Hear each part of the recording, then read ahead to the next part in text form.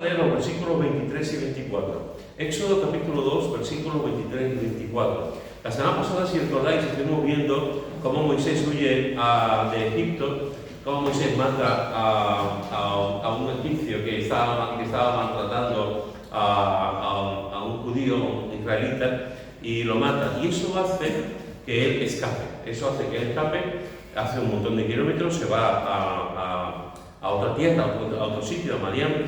Allí llega, después de hacer muchos kilómetros, y se encuentra, Madián era un sitio muy desértico, y se encuentra allí, cuando llega, se sienta en un pozo, y en ese pozo van 7 hijas de un sacerdote, del sacerdote de Madián, y resulta que hay un ruidito, estoy escuchando, o por esta, no sé dónde viene el ruidito. Voy a apagarlo, voy a apagarlo.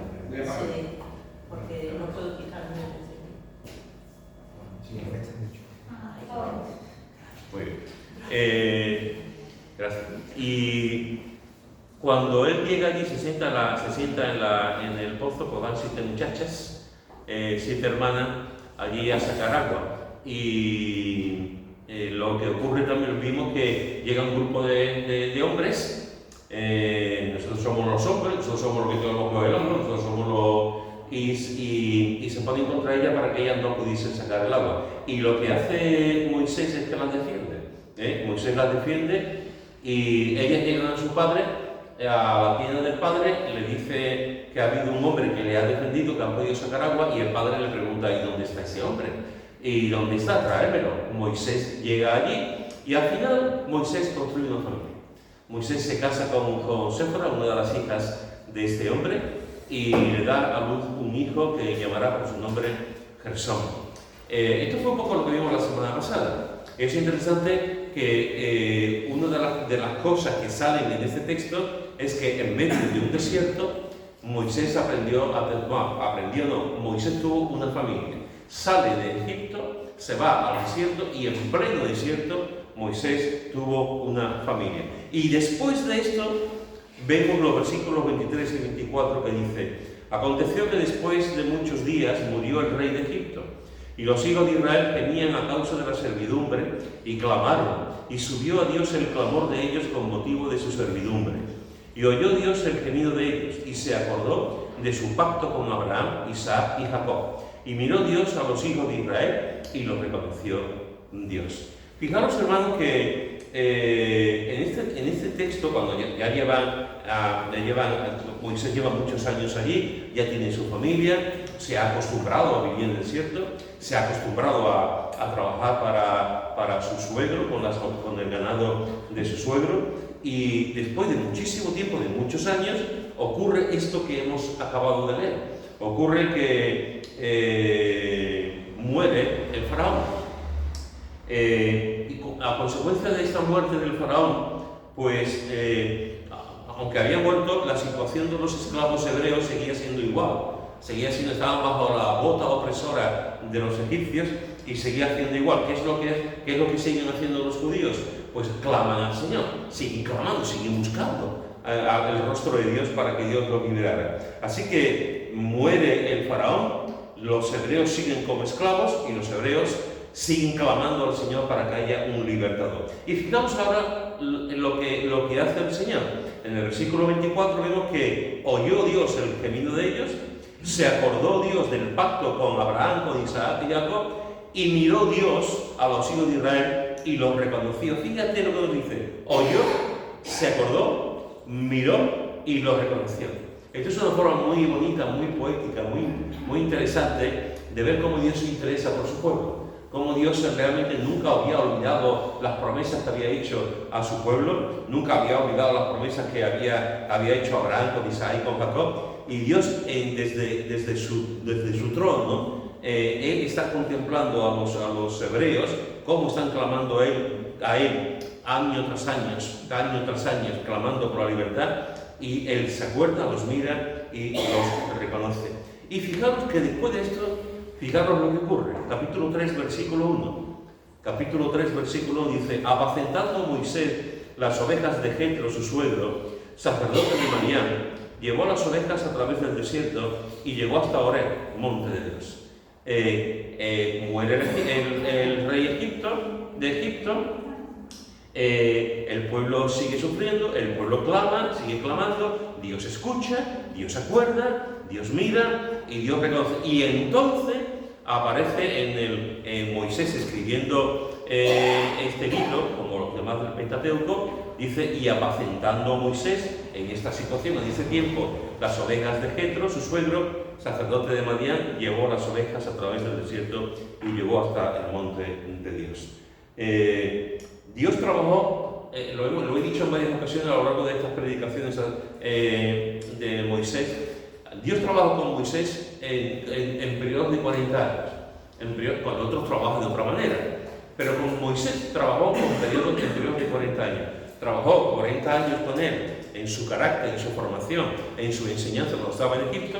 Trabajó 40 años con él en el desierto, aquí en el desierto de Madián, y trabajó 40 años con él cuando estuvieron dando esas famosas vueltas, 40 años dando vueltas en el desierto hasta llegar a la tierra prometida. Dios estuvo trabajando en la persona. Una de las cosas que Dios hace cuando quiere a alguien que trabaje para Él es que Dios trabaja en su carácter. Dios trabaja en su carácter. Dios, permitir esta expresión es como si Dios lo machacara. Como si Dios cogiera a la persona, lo coge y le da y lo machaca, porque la persona que está sirviendo, que está trabajando para el Señor, es una persona completamente, no debe ser una persona que confíe en sus habilidades, no debe ser una persona que confíe en sus actitudes, no debe ser una persona llena, engreída, orgullosa de sí mismo, sino que debe ser una persona totalmente dependiente de Dios. Dios hace su obra con los más necesitados, Dios hace su obra con los más ineptos. Dios hace su obra con las personas que en el mundo parece que son menos importantes. El mundo hace su obra con los importantes. La sociedad hace su obra con los que tienen mucha cultura, con los que están preparados, con los que han pasado por la universidad, con los que tienen una gran capacidad de liderazgo, etcétera, etcétera. Pero eso no es el plan de Dios. Dios lo hace de forma diferente. Estoy seguro que hoy en día, estoy convencido que la mayoría de los apóstoles hoy en día, ni siquiera las iglesias nos fijaríamos en ello. Estoy convencido que ni Tomás, ni Pedro, ni ninguno de los apóstoles nos fijaríamos en ello. Gente del pueblo, gente que no aportaba muchas cosas. Sin embargo, Jesús los miró, los contempló y Jesús dijo, con esta gente voy a cambiar el mundo. Estoy seguro que si un día el apóstol Pablo estuviese en la iglesia, nadie iba a llamar al apóstol Pablo para dar conferencias, para predicar. Creo que en muchísimas iglesias el apóstol Pablo pasaría desapercibido por completo. Y Moisés igual. Moisés en la primera etapa, digamos, esos 40 años que estuvo en el palacio, posiblemente sí se haya llamado, porque era Moisés, era un hombre preparado, un hombre con cultura, un hombre con conocimiento, un hombre versado, un hombre con dones, un hombre capacitado. Pero en este momento, ¿quién se va a fijar en Moisés? Que está cuidando ganado, que huele a ganado, que está en un desierto, que su casa son cuatro paños de tela que se ponen ahí. ¿Quién se va a fijar en Moisés? Sin embargo, Dios se fija en Moisés. Y Dios cambia a Moisés. Dios trabaja en su carácter. Moisés estaba lleno de sí mismo. Moisés tenía confianza en sí mismo. Y Dios le dice, ven para acá que te voy a dar la vuelta. Ven para acá porque te quiero para mí. Quiero ser, que tú me sirvas. Y Dios usa siempre a los débiles del mundo, a los que no tienen ningún tipo de importancia. El apóstol Pablo también nos lo enseña en primera de Corintios. Y vemos cómo el Señor hace que trabaja durante este tiempo en la vida de Moisés y empieza a trabajar el carácter de Moisés. No sé si todos conocéis, supongo, espero, porque es muy conocida esta historia, una historia que está basada en un hecho real. Miguel Ángel, cuando Miguel Ángel, que ya en aquel momento cuando empieza a pintar la Capilla Sixtina, Miguel Ángel ya es muy conocido en el mundo de la cultura italiana, ya es muy conocido dentro del gremio de los pintores y de los escultores. Y él estaba pintando la Capilla Sixtina, esa capilla que que muchas veces la gente cuando va se queda sorprendida con la boca abierta de cómo pudo pintar todos esos frescos y esas escenas que aparecen. Pues en uno de los sitios donde él trabajaba, donde él, de hecho, durante mucho tiempo, él tenía un estudio allí mismo, y en ese estudio muchas veces dormía y comía, y se llevaba días y días y días allí. Pues hay un momento en el que él, paseando por aquel sitio, por el Vaticano, pues se encuentra con una gran piedra, una piedra súper grande, una piedra grande. Y entonces él hace que se la lleven a su estudio y hace un cerco y la piedra queda oculta para la gente que estaba allí con él, los cardenales, los obispos, los curas, la curia, las personas, los otros artistas, hace un cerco y nadie ve la piedra. Y él empieza a trabajar en la piedra. Y la gente sabía que tenía una gran piedra allí. Y le preguntaron, ¿qué estás haciendo de esa gran piedra? ¿Qué obra estás haciendo? Y él dijo, bueno, ya lo veréis. Pasó 3 o 4 años, que él estaba pintando la Capilla Sixtina y a la misma vez estaba haciendo una obra de un marco, de una gran piedra, haciendo una estatua. Cuando se quitó el cerco y la gente pudo ver lo que había hecho, ¿recordáis la estatua que hizo? El David. La mayoría yo no soy un experto en arte, no tengo ni idea, pero la mayoría de los expertos en arte dicen que David es una de las obras más magníficas que un ser humano ha podido hacer. Yo no he tenido el privilegio de verlo, personalmente, lo veo a través de fotos, documentales, pero no he estado allí, no lo he visto. Pero, según los expertos, es una de las obras más importantes hechas por un hombre. Y hablando con él, Miguel Ángel dice, ¿cómo es posible que haya hecho algo tan bonito? ¿Cómo es posible decir a la gente que de una piedra haya hecho esto? Y él decía, porque cuando yo vi la piedra, yo vi a David. Cuando yo vi la piedra, vi a David.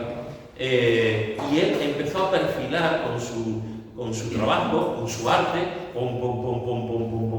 hasta que hizo esa maravilla que conocemos hoy como el David. Y yo lo vi en una piedra. Eso es lo que hace el Señor contigo.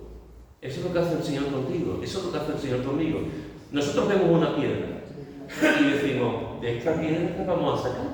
¿De esta piedra qué vamos a hacer? Ninguno de nosotros tiene la habilidad para ver que una persona que parece que es una piedra, que no tiene otras habilidades, que no tiene otra cosa, que no tiene más talento, ¿qué va a hacer esa persona? Pero el Señor dice, yo veo la piedra, claro que la veo. El Señor ve la piedra, como vio a Pedro. Tú ya no serás llamado Simón, sino serás llamado Pedro, piedra. Y vio el carácter de Pedro y vio lo que Pedro iba a hacer. Con Moisés se llevó trabajando 40 años, con Pedro se llevó trabajando 3 años. Un proceso realmente donde el Señor fue edificando, construyendo, moldeando el carácter, la mente, la personalidad del apóstol Pedro. Con Moisés hizo, con más tiempo, hizo exactamente lo mismo. Porque el Señor no solamente vio la piedra, no solamente vio a Moisés, sino vio lo que podía llegar a ser Moisés. Yo veo la piedra, no veo nada más, pero el Señor no soy como yo. El Señor ve la piedra y dice, esta piedra es maravillosa, la voy a moldear. Y eso es lo que hace con cada uno de nosotros. El apóstol Pablo dice que el Señor está construyendo nuestro carácter. El apóstol dice que está trabajando su obra en nosotros y no va a terminar de hacer su obra en nosotros hasta que Él venga o nos lleve a su presencia. Filipenses 1:6. Pero en este caso, el Señor estaba viendo quién era Moisés. Y Moisés era alguien espectacular. Moisés era una persona con carisma, una persona con conocimiento, un guerrero, una persona que fuerte, con dotes. Y el Señor dijo, yo veo esta piedra, pero es que veo más allá de esa piedra. Y empezó a trabajar ahí, hasta que hizo al Moisés que Él quería, al Moisés dependiente, al Moisés humilde, al Moisés que escuchaba la voz de Dios, el Moisés que ya no dependía de él, ni de su fuerza, ni de su temperamento, ni de sus capacidades, el Moisés que ya no pensaba en el castillo, en la corte de Faraón, sino que estaba en un desierto cuidando ganado, ovejas que no eran suyas y que no tenían ningún tipo de riquezas ni de esplendor. El Señor trabaja en tu vida, no lo olvides nunca. Trabaja en tu vida y de esa piedra maravillosa que tú eres, el Señor está haciendo una obra de arte. una obra de arte. Cuando alguien te pregunte, ¿tú sabes de arte? Tú dices, sí, yo sé de arte. Yo conozco a uno que hace una obra de arte tremenda. Yo no lo olvidaré nunca, lo digo con cierta vergüenza y pudor. No olvidaré nunca una vez que estábamos Chari y yo en un museo en la Plaza de España y estábamos viendo una obra, no voy a decir el autor que ya está fallecido, estaba haciendo una exposición de pinturas. Una exposición de pintura y estaban haciendo durante un mes o un mes y pico estaba esa exposición de pintura. Y Chari y yo estábamos ahí viendo los cuadros y de pronto vemos en un cuadro muy grande una línea, una raya, y hacía así la raya. Hacía así un palito de arriba para abajo y después hacía así. Y después otro palito de arriba para abajo. Esa era la pintura. Esa era la pintura. Un palito de arriba para abajo, en medio, de forma horizontal, una línea y otro palito. Y Chari y yo estábamos mirando. Es muy conocido el pintor, es muy conocido. Súper conocido. Estábamos mirando la pintura y yo estaba alucinado. Estaba allí mirando y yo decía, ¿esto qué será? Y Chari allí, bueno, estábamos, no te voy a decir que nos dio un ataque de risa por pudor al sitio donde estábamos, ¿no? Que decía, esta gente se va a querer, no sabe. En fin, me dio un poco, estaba allí y decía, ¿esto qué será? Hasta que me dio por mirar al lado del letrerito que pone de lo que significa y el autor y el año que lo pintó. Y pone el autor, el año que lo pintó y pone el título de la obra. Cama vista al revés. Cama vista al revés. Y yo me hacía así, no, mira, esto es una cama, ¿sí? Cama vista al revés. Yo estaba alucinado. Yo estaba diciendo, esto lo pinta un niño de 3 años, una niña de 3 años, y es una obra de arte, y esto lo pinta una persona así, que ya es una cosa que vale una millonada. Esto es una pintura de niño pequeño. Bueno, pues cuando salimos del museo, nos encontramos con un creyente y su mujer. Un creyente que le gusta las bellas artes. Y mira por dónde nos encontramos cuando salimos, y él había estado viendo también la obra, el cuadro, bueno, los diversos cuadros. Y hablando de ese cuadro, digo, yo me he visto esto, y me dice este hermano en la fe que le gusta mucho el arte, me dice, eso es una obra de arte. Y ya, claro, ya te entra la vergüenza. Te quedas como un pequeñito, te quedas como una hormiga, como si nada. Y empezó a explicarme, bueno, que esto se hizo de tal manera, la pintura de este tipo, lo hizo en un par de otras dimensiones, él tuvo que coger la luz adecuada, empezó a comentar dos cosas. Yo estaba diciendo, yo no entiendo de arte. Y mira que me explicaba el tema del sitio, el tema, este experto, este hermano que le gusta mucho el arte.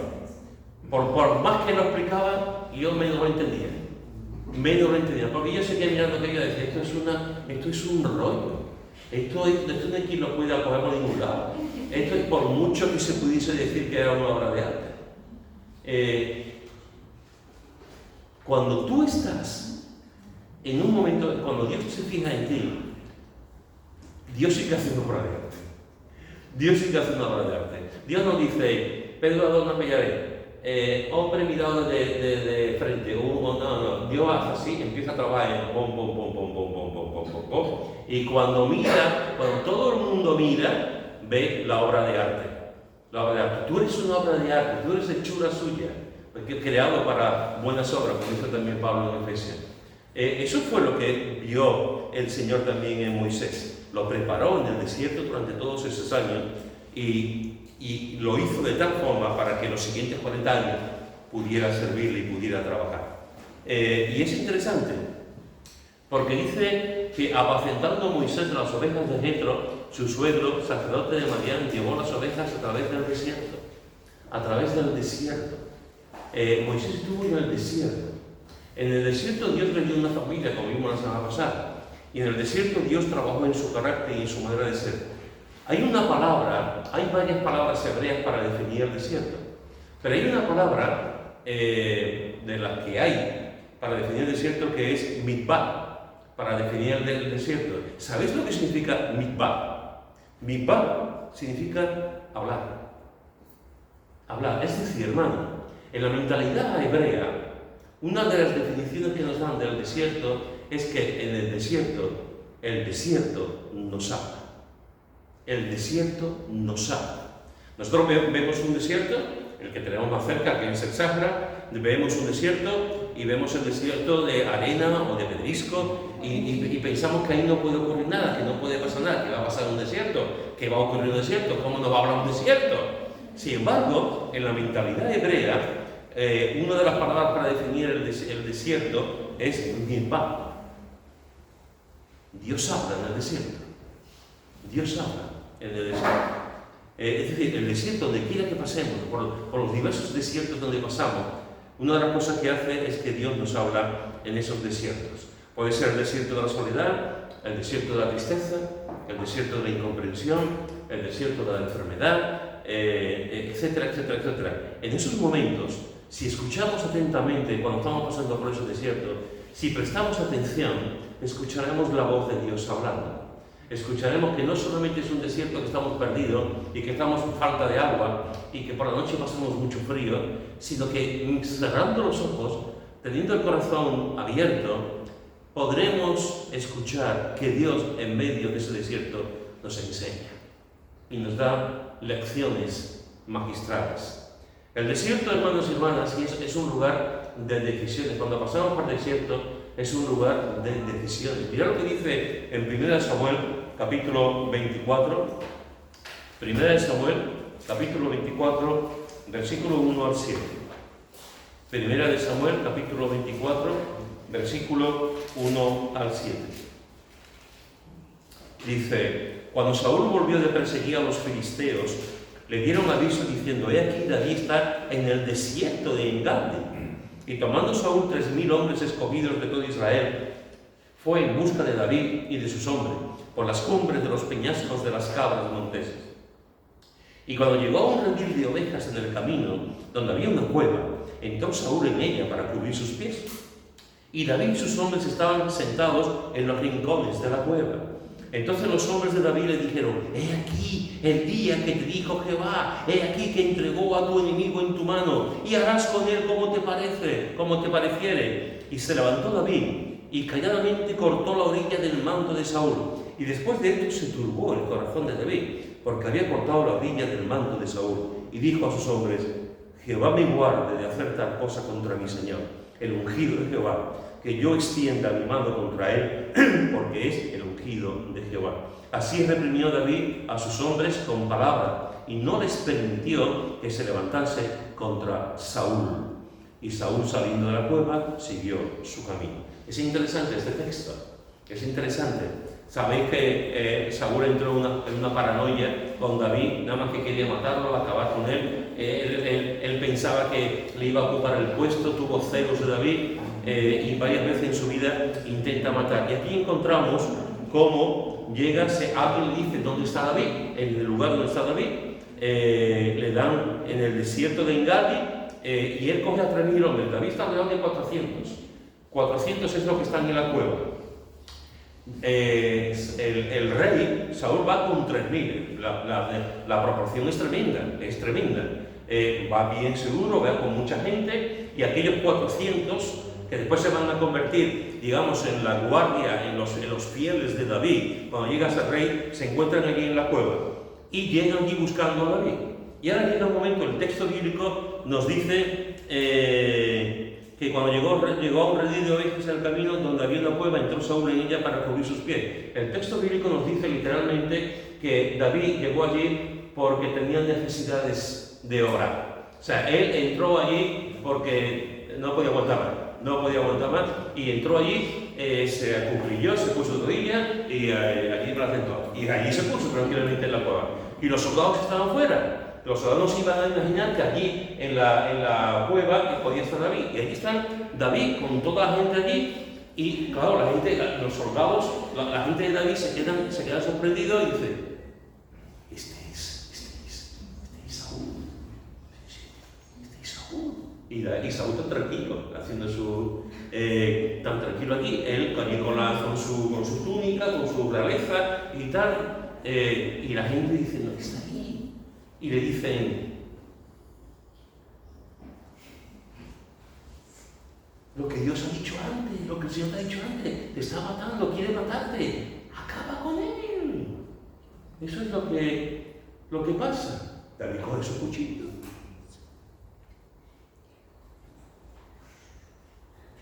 Coge su cuchillo. No hay ningún ruido. Pero David, en vez de matarlo, en vez de acabar con él, lo que hace David es que corta la orilla del manto de Saúl. Corta la orilla, pero no acaba con él, no lo mata. Y David le dice a sus hombres, Dios me guarde, Jehová me guarde de hacer tal cosa contra mi Señor, el ungido de Jehová, que yo extienda mi mano contra él, porque es el ungido de Jehová. En el desierto, en esa cueva, con su enemigo ahí de rodillas, de cuclillas, en una actitud inofensiva completamente, incluso ridícula para un rey, con su manto imperial, David tuvo que tomar la decisión. O lo mato o lo dejo libre. O acabo con él o dejo que se vaya. Y David sabía que si lo dejaba libre, la cosa iba a continuar. David sabía que si le perdonaba la vida, la cosa iba a seguir. Sin embargo, David no quiere matar al ungido de Dios, porque Dios lo ha puesto también. Y él respeta tanto a su Dios, respeta tanto al Señor, respeta tanto a este hombre también que Dios ha permitido que tuviese la autoridad para ser rey durante un tiempo, que no hace nada, no lo mata. Al contrario de lo que la gente le decía, sus propios seguidores le decían, mátalo, haz el momento. Pero él no quiso hacerlo. Hermanos, hay momentos en nuestra vida, en el desierto, que tengamos que pasar. En momentos de desierto donde estamos solamente tú y Dios y el desierto. No hay nadie más. Estás tú y está el desierto y está Dios en medio de ese desierto. Tenemos que dar gracias porque en el desierto no solamente estás tú y el desierto. Tenemos que dar gracias porque en el desierto está tú y Dios y el desierto. Y eso lo cambia todo. Pero hay desiertos en nuestra vida donde tenemos que tomar decisiones. El desierto, en muchos momentos, me parece que estamos ahí perdidos, sin ningún oasis, sin agua, sin sombra, con alacranes, con escorpiones, con mucho frío y con mucha calor durante el día. Estamos ahí perdidos en el desierto y hay momentos en el que tenemos que mirarnos adentro y decir, Señor, ¿qué me quieres enseñar? Señor, ¿qué tengo que aprender en medio de este desierto? ¿Qué decisión tengo que tomar? Hay momentos, hermanos, en nuestra vida que tenemos algo contra alguien. Hay momentos en nuestra vida que tenemos un deseo de venganza, de rencor, de hacer un daño a alguien porque nos lo han hecho. Hay momentos en nuestra vida que alguien se ha metido con nuestra hija, con nuestro hijo, que alguien nos ha hecho daño. Y en el desierto, cuando estamos pasando por momentos, estamos diciendo, Señor, yo quiero hacerle daño. Señor, yo quiero hacerle daño. Señor, yo quiero hacerle daño. Y tenemos que tomar una decisión. Tenemos que decir, Señor, hago eso. ¿Le hago el daño que me ha hecho a mí o no? Y le perdono, Señor. Le perdono, extiendo la gracia ante esa persona como hizo David, extiendo la gracia ante el rey y tenemos que tomar decisiones. Tenemos que tomar la decisión de permitir que la venganza cubra nuestro corazón o tenemos que tomar la decisión de permitir que la gracia, el perdón, fluya en nuestro corazón. Tenemos que tomar decisiones. Tenemos que tomar decisiones en nuestra vida cristiana. Tenemos que tomar la decisión de decir, Señor, ¿yo qué soy? ¿Quién soy? ¿Soy un cristiano o soy un discípulo? Porque no es lo mismo ser cristiano que discípulo. No es exactamente lo mismo. Para ser discípulo tenemos que ser cristianos, pero no todos los cristianos son discípulos. Tenemos que aprender, yo me conformo con ser un cristiano con venir, un cristiano cuando yo me convertí, cuando yo conocí al Señor, yo iba a la iglesia, yo iba al culto de oración, yo iba al culto de jóvenes, yo iba todos los sábados a la reunión de jóvenes, yo iba los domingos, los jueves al culto de oración y los domingos iba al culto por la tarde. Y a los 8 meses de haberme convertido, yo le dije al Señor un día en mi casa leyendo la Biblia, Señor, ¿esto es la vida cristiana? Yo sabía que me había convertido, yo sabía que tenía a Cristo, yo sabía que mi vida había dado un vuelco. Yo era consciente de mi pecado, sabía que Jesús había muerto por mí. Yo sabía que tenía a Cristo en mi vida. Pero yo decía, ¿esto es la vida cristiana, Señor? Venía los domingos a cantarte algunos, en aquel tiempo eran himnos, cantarte himnos, después coritos con los jóvenes, de vez en cuando repartir algún folleto, hablar con alguna persona. ¿Pero esto es la vida cristiana?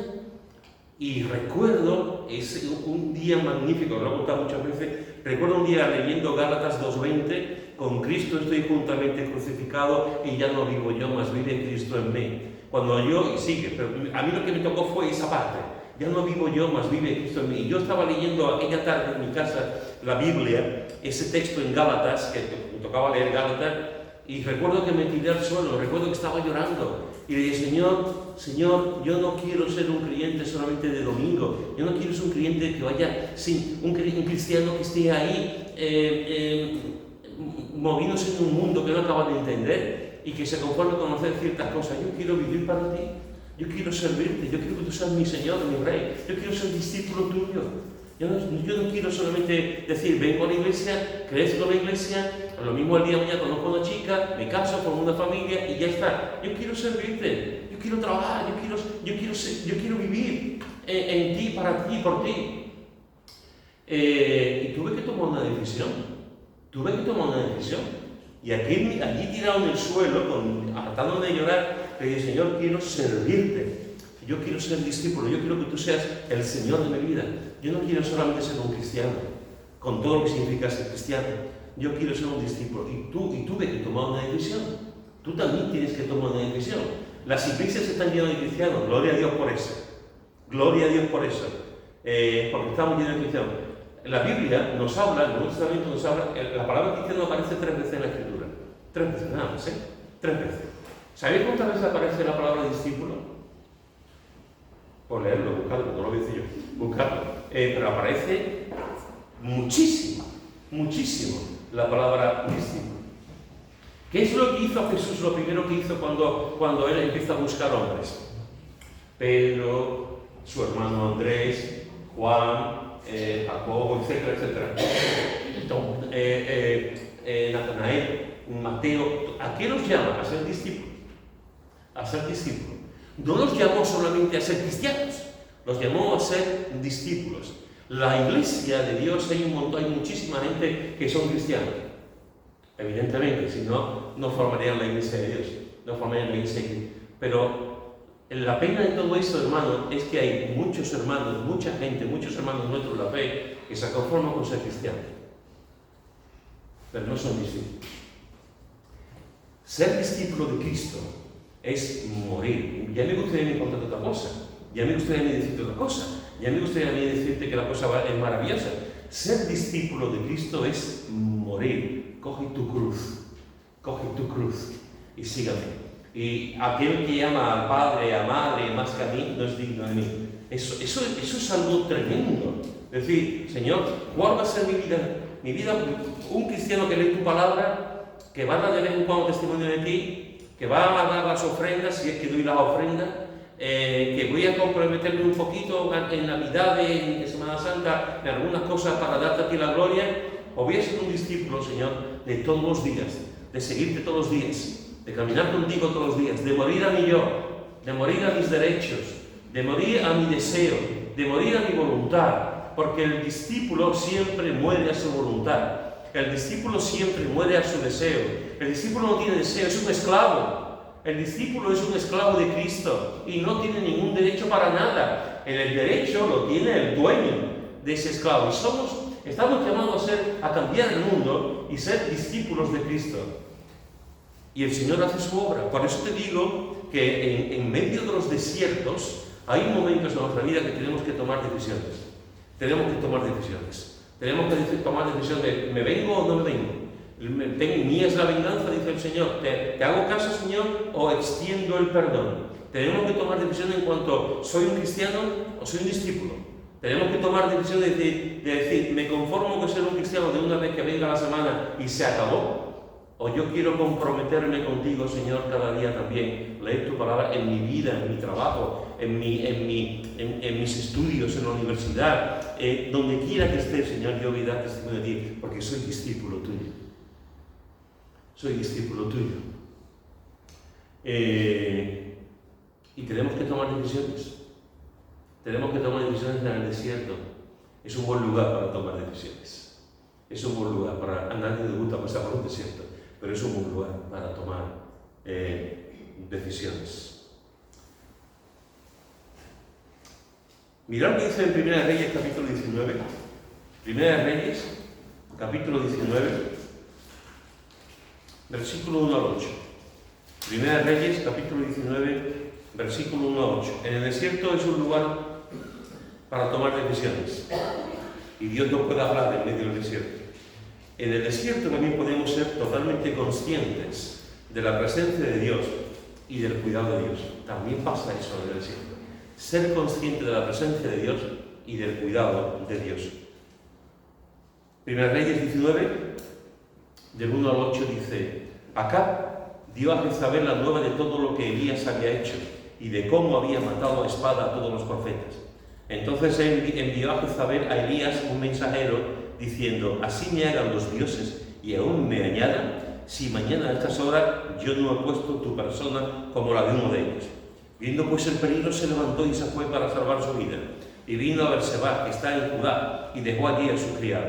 Y él se fue por el desierto un día de camino, y vino, y se sentó debajo de un enebro, y deseando morirse dijo: Basta ya, oh Jehová, quítame la vida, pues no soy yo mejor que mis padres. Y echándose debajo del enebro se quedó dormido. Y aquí luego un ángel le tocó y le dijo: Levántate y come. Entonces él miró, y aquí a su cabecera una torta cocida sobre las ascuas y una vasija de agua, y comió y bebió y volvió a dormirse. Y volviendo el ángel de Jehová la segunda vez lo tocó, diciendo: Levántate y come, porque largo camino te resta. Se levantó pues y comió y bebió. Fortalecido con aquella comida, caminó 40 días y 40 noches hasta Horeb, el monte de Dios, ese mismo monte que vemos también a Moisés en ese desierto. Te he dicho antes que el desierto es un lugar que nos habla, la palabra es mikvah, Dios habla en el desierto. Te he dicho que en el desierto tenemos que aprender a tomar decisiones en los diversos desiertos que tenemos.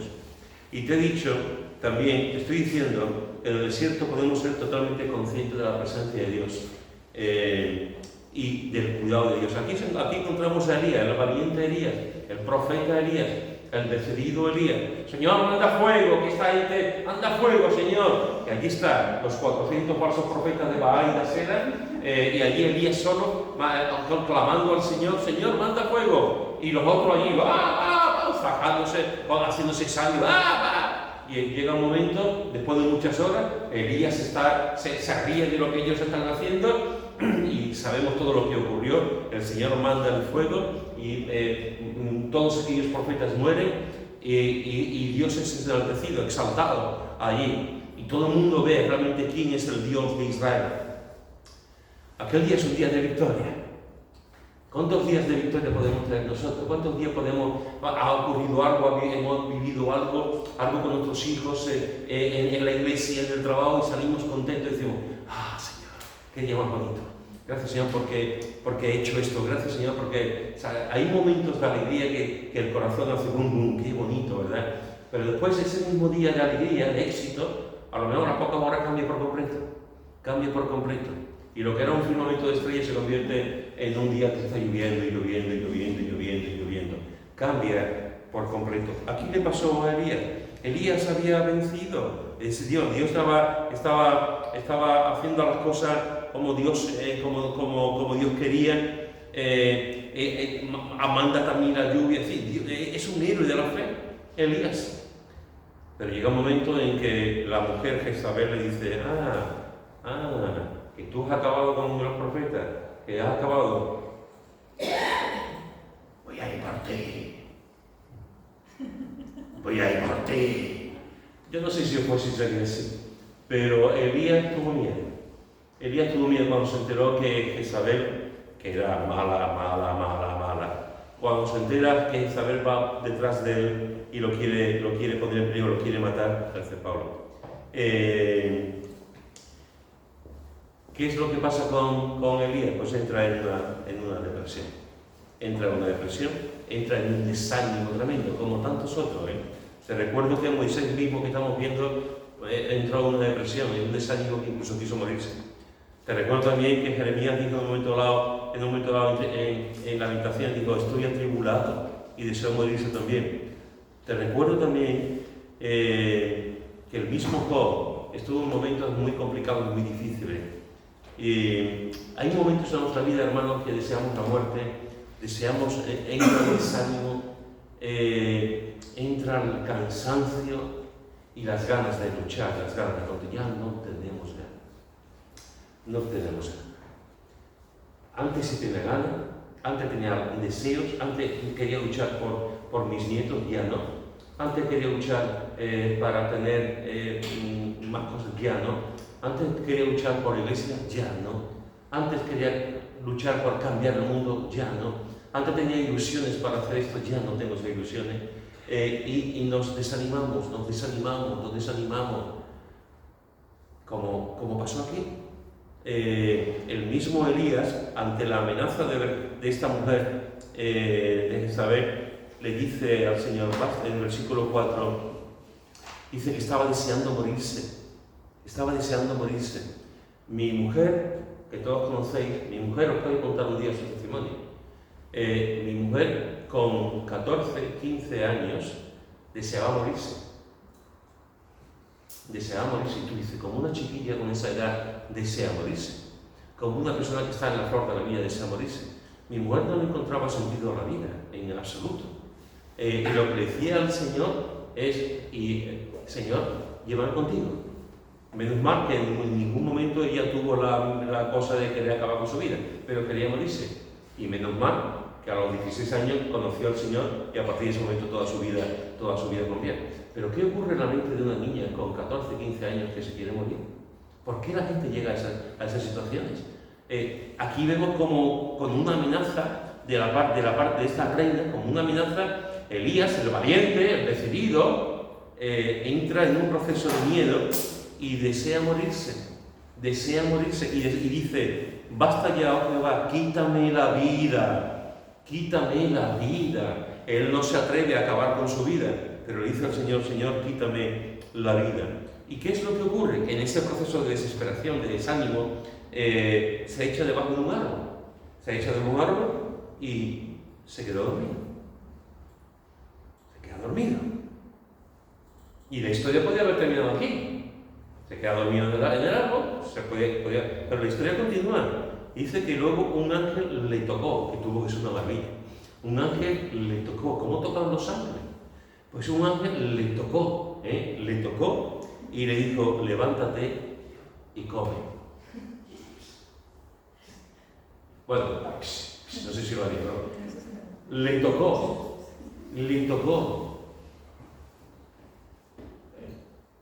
Levántate y come. ¡Oh! Elías estaría diciendo, ¿pero esto quién es? Estoy aquí solo en un desierto, aquí un mar que aparece, levántate y come. Me encanta. Entonces él miró y en la cabecera vio una torta cocida, una torta de pan cocida sobre las ascuas, había unos ascuas que había puesto el ángel, supongo, y una vasija de agua. Y comió y bebió.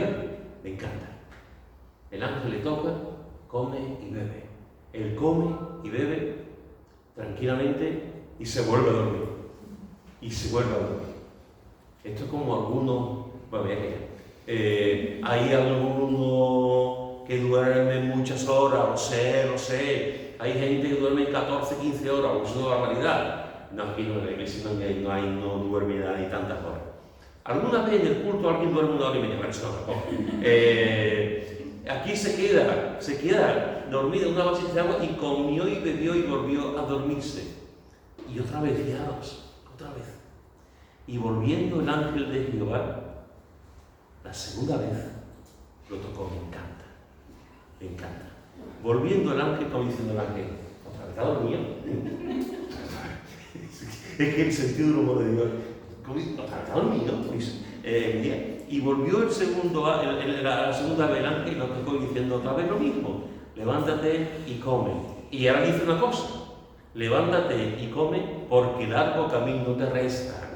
Le está diciendo, aquí no. Elías, aquí no es el sitio. Este no es el sitio. Aquí vas a dormir, descansar un poquito, aquí vas a comer. Pero tienes que continuar. Tienes que continuar en el plan de Dios. Dios tiene un propósito para ti. Tienes que continuar, tienes que seguir caminando porque hay más cosas para ti. Este no es el lugar donde vas a acabar. No vas a seguir durmiendo una tercera vez, una cuarta vez. No. Vas a comer, te vas a fortalecer, te vas a levantar y vas a ir por el camino que Dios tiene trazado para ti. No te vas a volver a dormir. Se levantó pues, comió y bebió. Y fijaros lo que dice, y fortalecido con aquella comida, caminó 40 días y 40 noches hasta Horeb, el monte de Dios. Estaba hecho polvo, estaba allí deseando morirse, Señor, mátame, quítame la vida, deseando morirse ahí en el árbol, Señor. El ángel le toca, Elías, levántate y come. Vale, se levanta, come y se vuelve a dormir. Y viene otra vez Elías, que te he dicho que coma, que beba, porque tienes un camino que hacer. 40 días y fue fortalecido. Cuando el ángel le tocó, fue fortalecido con la comida que Dios le dio, que el ángel le dio, y caminó 40 días y 40 días, y me encanta como lo que dice la palabra de Dios, hasta llegar a Horeb, el monte de Dios. El monte de Dios, me encanta. En el desierto, hermanos y hermanas, podemos ser conscientes de la plena presencia de Dios en nuestra vida. Cuando hay momentos en nuestra vida de desaliento, momentos en nuestra vida donde no entendemos, nos metemos debajo, nos tiramos, en este caso no en un árbol, podemos tirarnos en la cama, cubrirnos con la manta y decir, Señor, no quiero saber nada. Nos podemos llevar un montón de días sin hablar con el cónyuge, podemos estar enfadados contra la humanidad, contra Dios, contra la gente, estamos desanimados, perdidos, estamos atribulados, entramos en depresión. Y en medio de esa situación, en medio de esa depresión, en medio de ese miedo que estamos teniendo, que nos agarrota, en medio de esa situación viene un ángel y te dice, te toca. Y Dios te dice, levántate. Y come.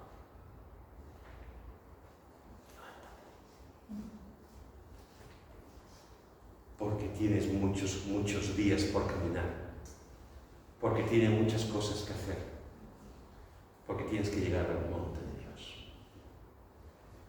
Tienes que llegar al monte de Dios.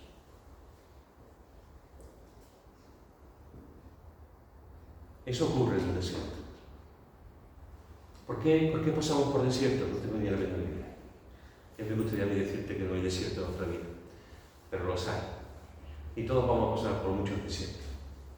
Igual que vamos a pasar por montañas grandes que van a desafiar nuestra fe. Igual que vamos a pasar por valles. Vamos a pasar por todo tipo de obstáculos, de cosas. Pero una de las cosas que no quiere pasar ningún ser humano, ni yo tampoco, es por un desierto. Pero en el desierto, hermanos y hermanas, podemos sentir la presencia de Dios. En el desierto podemos comer la comida de Dios. En el desierto podemos beber el agua que Dios pone. En el desierto podemos ser conscientes de los ángeles que Dios envía. En el desierto Dios nos puede hablar y tocar y ser conscientes del cuidado de Dios. Dios cuidó a Elías hasta el mínimo detalle. Lo tocó, le habló, le dio pan, le dio agua, le dio fortaleza y continuó, fue fortalecido con aquella comida durante 40 días y 40 noches hasta que llegó al monte de Dios. Midbar, en el desierto Dios habla, en los desiertos Dios habla.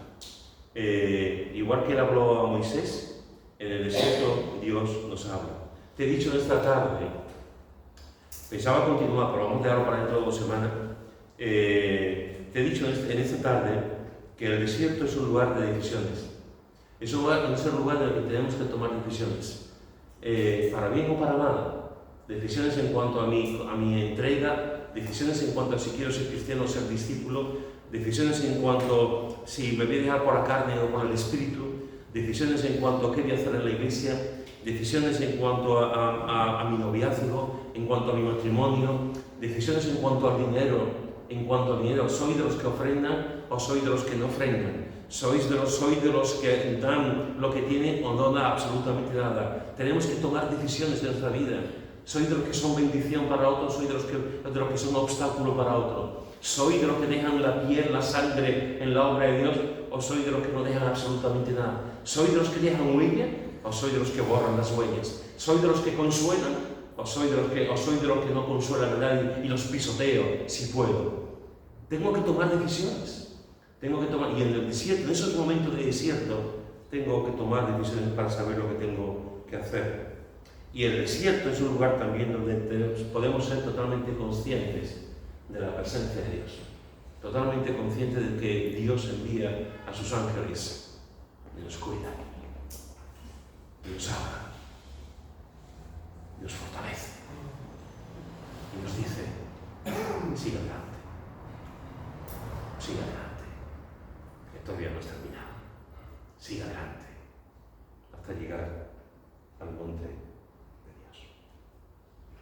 Yo no sé cómo estás tú en esta tarde, pero sí te digo que sigue adelante, sigue adelante. Quizás estás en un desierto, porque a veces los creyentes, como siempre estamos riendo, ¿no?